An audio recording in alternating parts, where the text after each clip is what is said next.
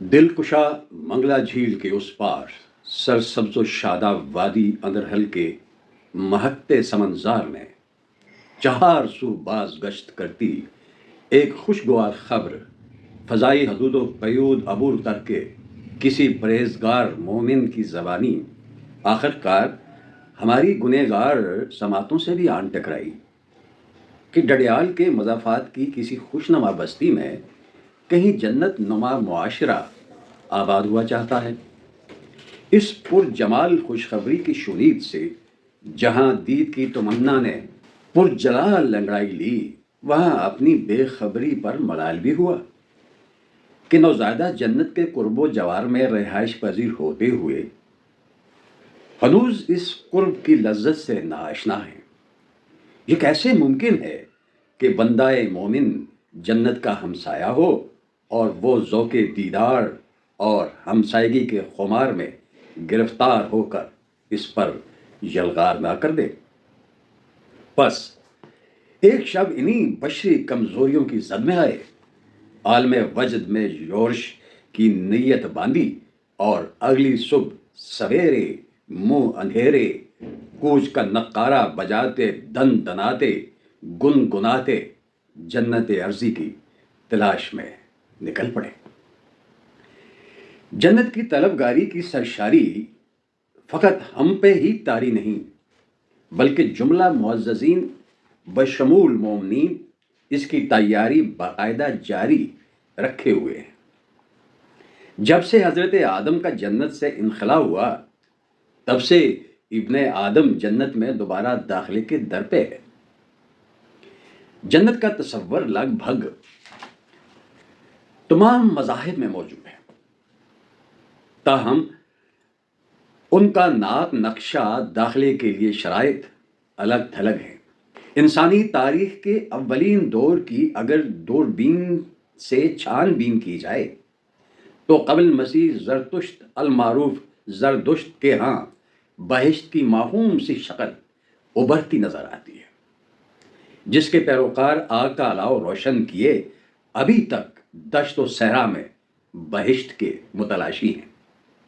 لیکن مومنین کا عقیدہ ہے کہ جنت کسی کافر کو ملی ہے نہ ملے گی۔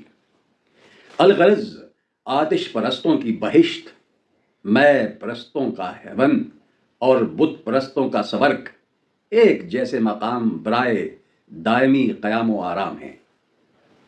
لیکن سب سے زیادہ حسین، دل نشیں، کیف آفریں، دلکش، دل آویز اور مقدس سرزمین ہم حق پرستوں کی جنت بری ہے، جس کی زیبائی، رہنائی اور دل ربائی کا بیاں مقصود ہو تو فرشتوں کی زباں مطلوب ہے۔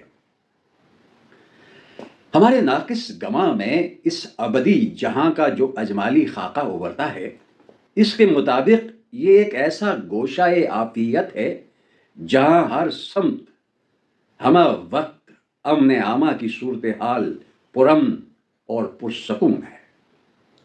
جنت کا ہر متیں صادق و امین خندہ جبین اس فردوس بری کے نور آفرین ماحول میں برابری کی بنیادوں پر آسائشوں سے بہرہ مند ہو رہا ہے۔ ایک ایسا روحانی معاشرہ ہے جہاں حضرت انسان اپنی حیوانی جبلتوں کے برخلاف رحمانی سرشت کے پر نور کیف میں باہمی محبت و یگانگت کے ابدی لطف و سرور سے ہمقرار ہے۔ ایک ایسا کریائے شاداب جہاں غموں کی باد سموم کے بجائے مسرتوں کی جاں فضا پرواہ چلتی ہے۔ ایک ایسا مہکتا باغ عدن جہاں نفرتوں کے ببول نہیں، محبتوں کے پھول کھلتے ہیں۔ یہ تصور اتنا خوشکن ہے، ہر فرزانہ باقائمی ہوش و حواس خمسہ اس کا دیوانہ ہے۔ وہ کسی نہ کسی طور اس بستی کی جانب مراجعت کرنا چاہتا ہے، جہاں سے اپنی بھول چوک کے باعث بے دخل کیا گیا۔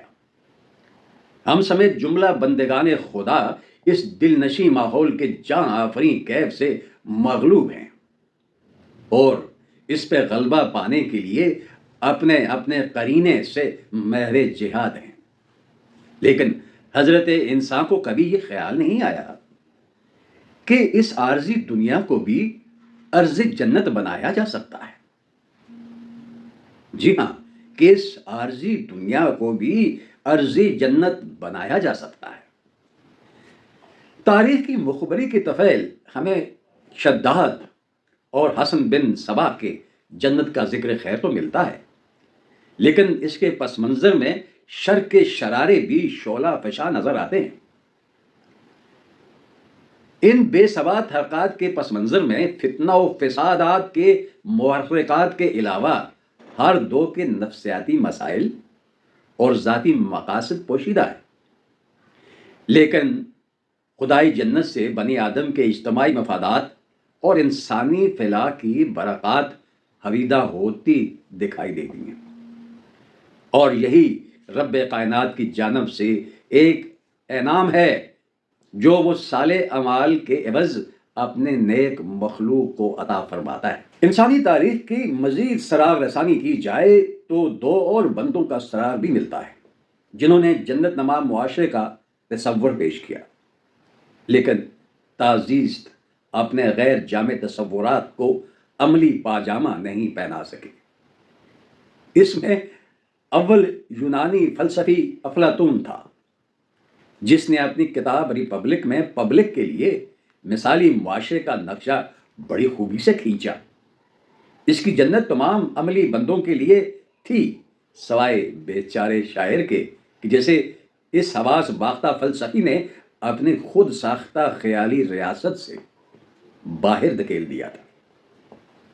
دوئم تھامس مور، جس نے یونانی فلسفی کے اس تصور پہ ڈو مور کے طور پر اپنی کتاب یوٹوپیا میں ایک خیالی معاشرے کا ایسا خواب پیش کیا جو کم و بیش جنت کا نعم البدل تھا، لیکن وہ بھی اپنا خواب شرمندہ تعبیر نہیں کر پایا۔ اگر آج ہر دو زندہ ہوتے تو نہ صرف شرمندہ ہوتے بلکہ ہمارے ہم سفر بھی ہوتے، لیکن فی الحال ہم تین مومنین ایک مختصر ترین قافلے کی صورت جنت کی راہ میں ہیں۔ ہم میں ایک 86 سالہ شعلہ جوالہ نوجوان بزرگ اسلم لون ہیں جو صحافت اور ادب میں بیک وقت پکڑ رکھتے ہیں۔ کسی زمانے میں یہ بزرگوار بسلسلہ روزگار ڈڈیال سے برطانیہ روانہ ہوئے، لیکن وطن کی محبت کی اسیری کی دلگیری ساتھ لے گئے۔ انہیں اسیری کے دنوں میں انہوں نے کشمیری ڈائجسٹ شائع کیا، جسے قاہرین ڈائجسٹ نہیں کر پائے۔ پس قوم کو مزید بد ہضمی سے بچانے کے لیے رسالہ بند کیا اور برطانیہ ہی کے پابند ہو کر رہ گئے۔ موصوف اس کہولت میں بھی نہایت سہولت سے ایک ٹانگ پر کھڑے ہو کے یوگا کی ایسی خوفناک ورزشیں رچاتے ہیں کہ جگادری یوگی بھی گھبرا جاتے ہیں۔ وہ محلے میں نوجوانوں سے شرط باندھ کے دوڑ لگاتے ہیں اور جیت بھی جاتے ہیں۔ اس عمر میں جہاں بزرگ لوگ بستر پر استراحت پذیر فرشتہ اجل کا انتظار فرماتے ہیں، وہاں لون صاحب نہ صرف خود پہ ہم سفر میں رقصاں رہتے ہیں بلکہ دوسروں کو بھی ہم سفری کی زچگیوں پر اکساتے رہتے ہیں۔ ایسے بزرگوں کے بارے میں غالب نے پیشگی ارشاد فرما کر دنیا سے بر وقت پردہ فرمایا تھا۔ لازم نہیں کہ خضر کی ہم پیروی کریں، لازم نہیں کہ خضر کی ہم پیروی کریں، جانا کہ ایک بزرگ ہمیں ہم سفر ملے۔